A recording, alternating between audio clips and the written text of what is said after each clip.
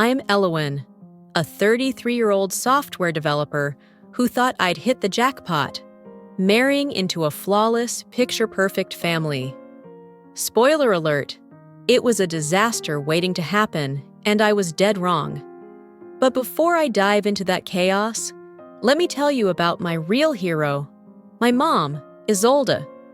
She's the toughest person I know. She battled cancer and won, all while juggling 3 jobs just to get me through college. One of those gigs? Cleaning houses? And I've never been prouder.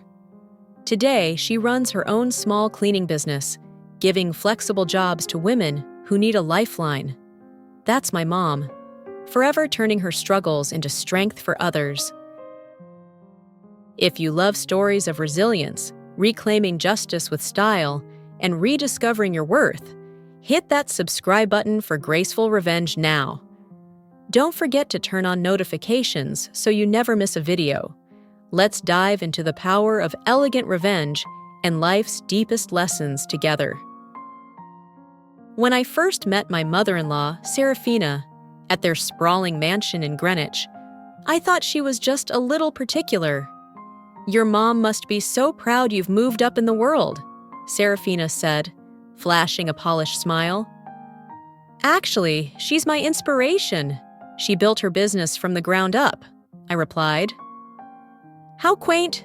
Everyone has to start somewhere, I suppose," she said, her tongue dripping with condescension.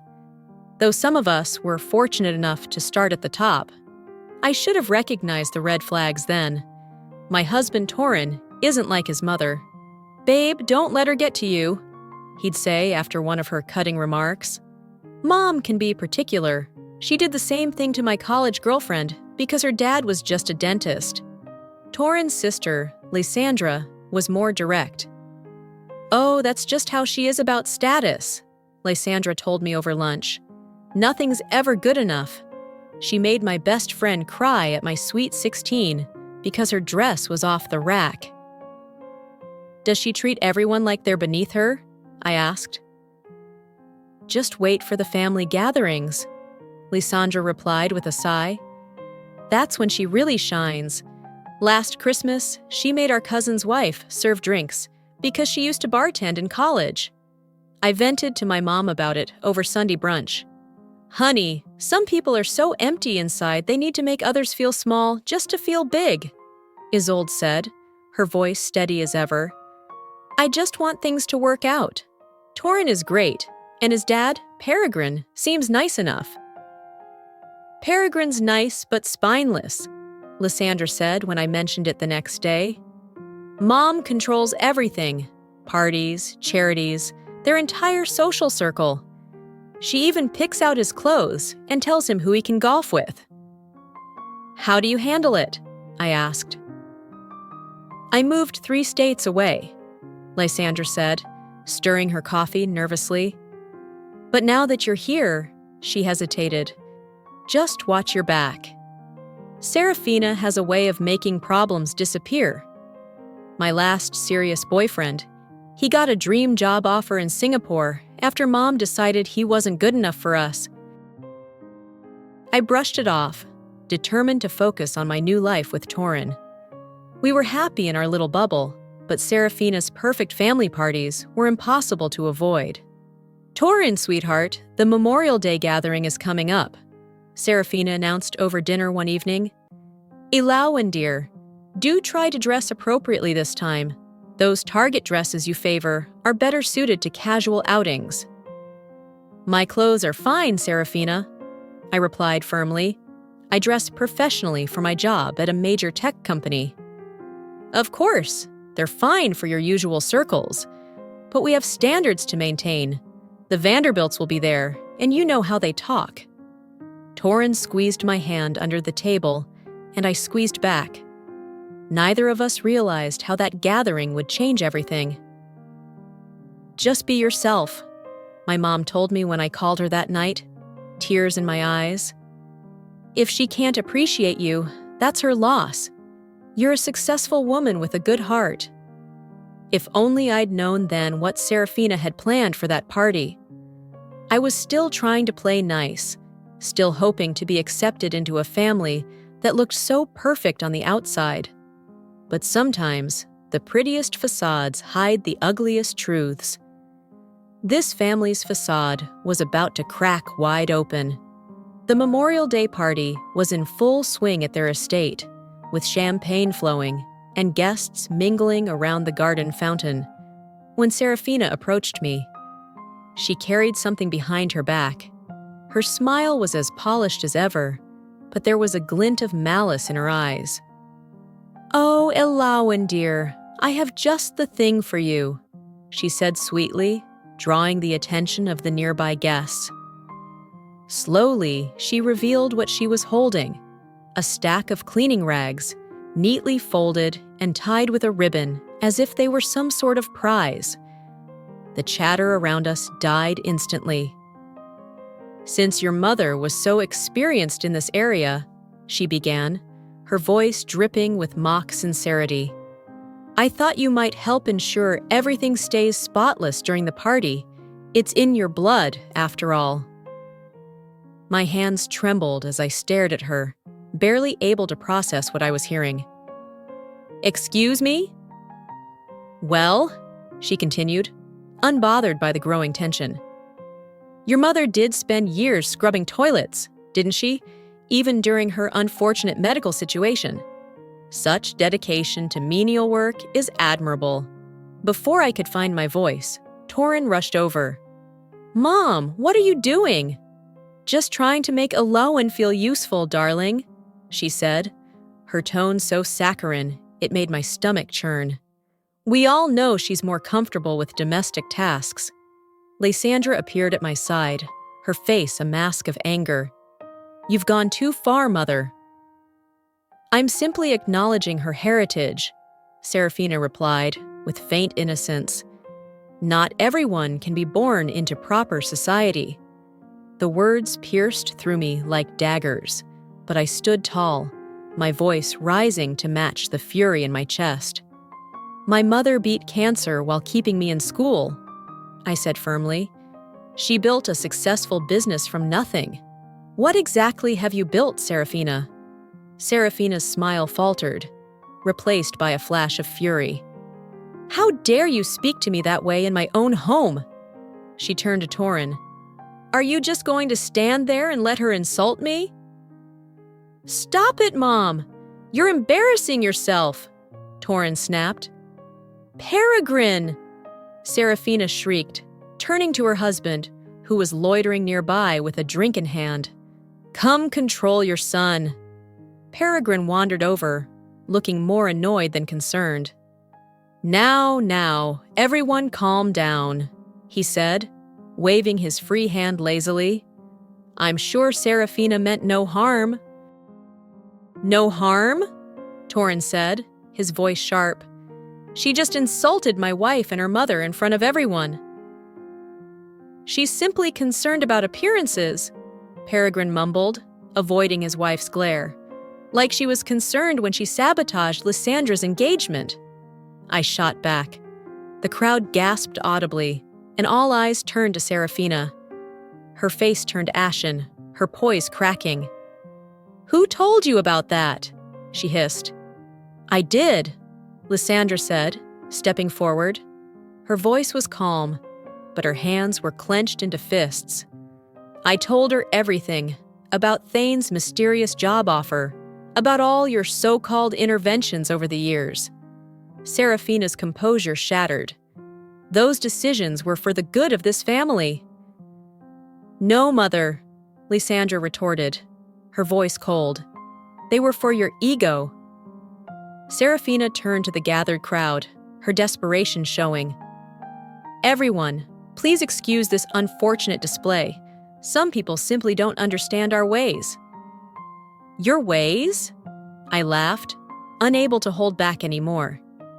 "You mean manipulation and cruelty?" Serafina's face hardened, and she turned to a nearby staff member. "Security!" she barked, her voice sharp. "Please escort my daughter-in-law out. She's clearly had too much champagne." I met her glare head-on. "I haven't had a single drink, Serafina. But keep trying to spin this. You've just shown everyone exactly who you are. Torin took my hand, his jaw tight with anger. We're leaving, he said. But this isn't over. Serafina's voice rose in panic.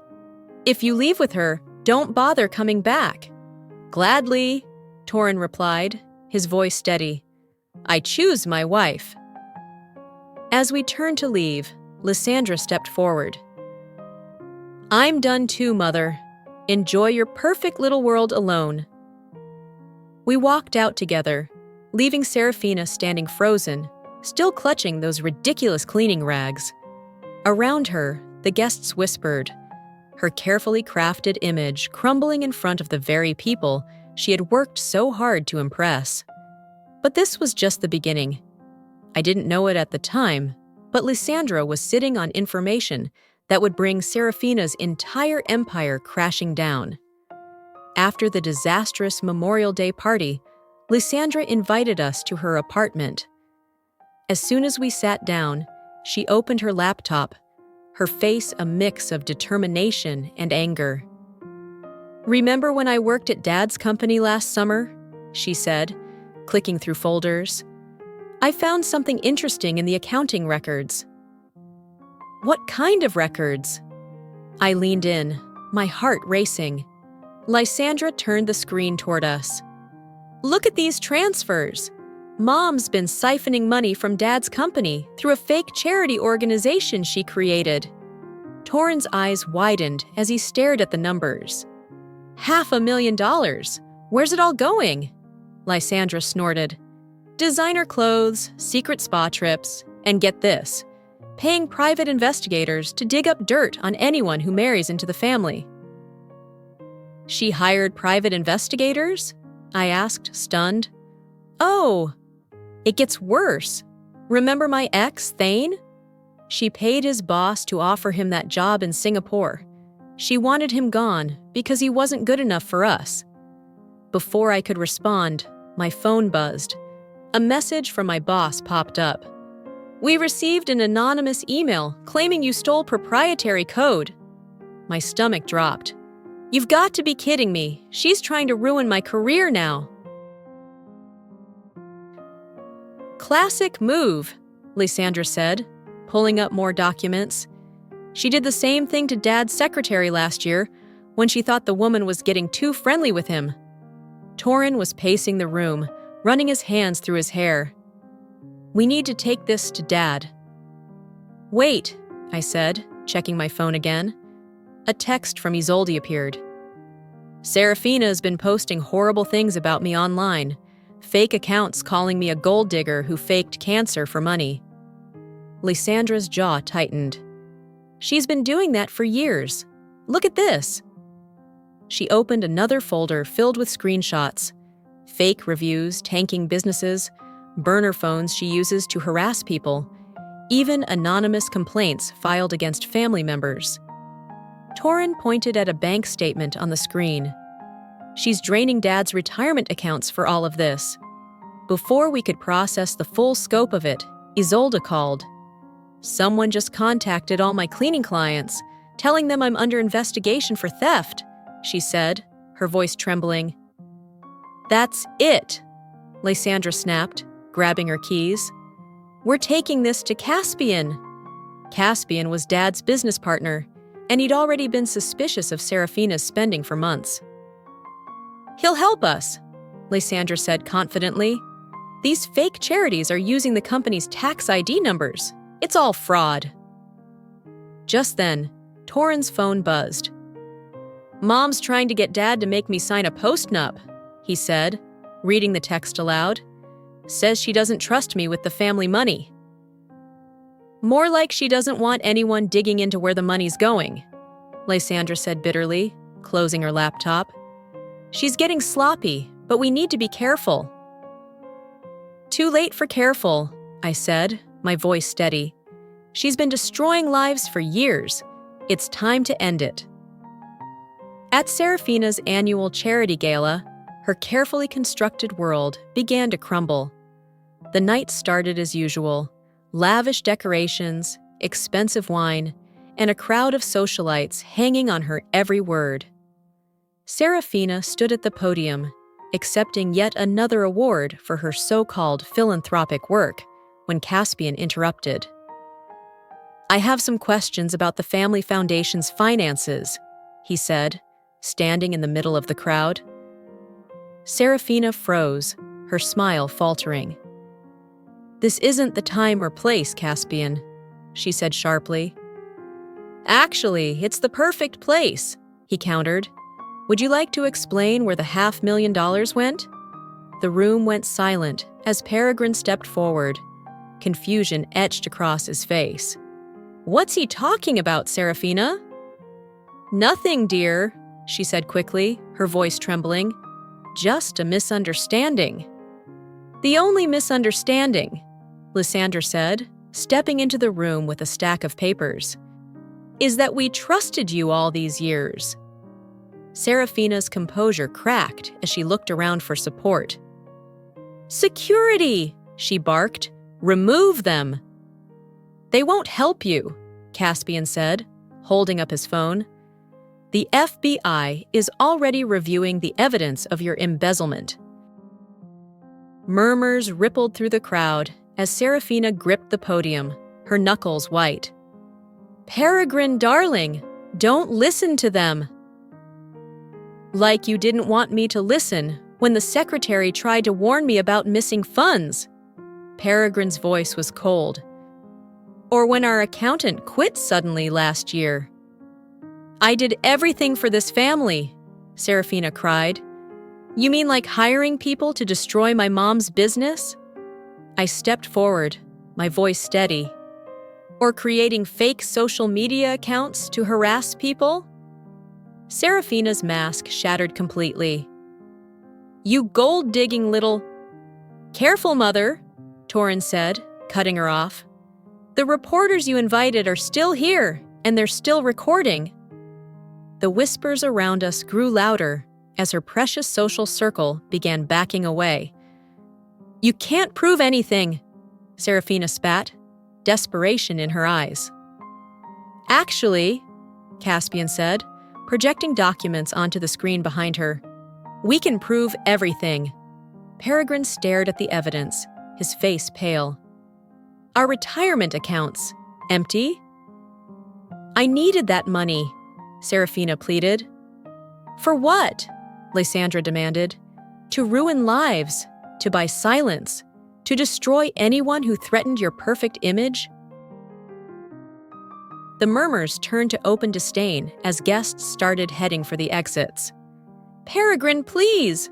Serafina begged, reaching for him. "Save it for your lawyer," he said coldly, stepping away. "I want a divorce." "And the board wants your resignation," Caspian added, "effective immediately." Serafina tried one last time. "I can explain everything." "Like you explained away Thane?" Lysandra said, her voice breaking.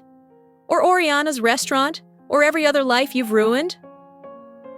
"Comments for part 2, someone muttered nearby. "I did it because I love you," Serafina cried. "No," Torrin said, wrapping his arm around me. "You did it because you're toxic, and we're done." As the police arrived, Serafina's carefully constructed facade crumbled. Her social circle abandoned her, her reputation shattered, and her empire of lies exposed.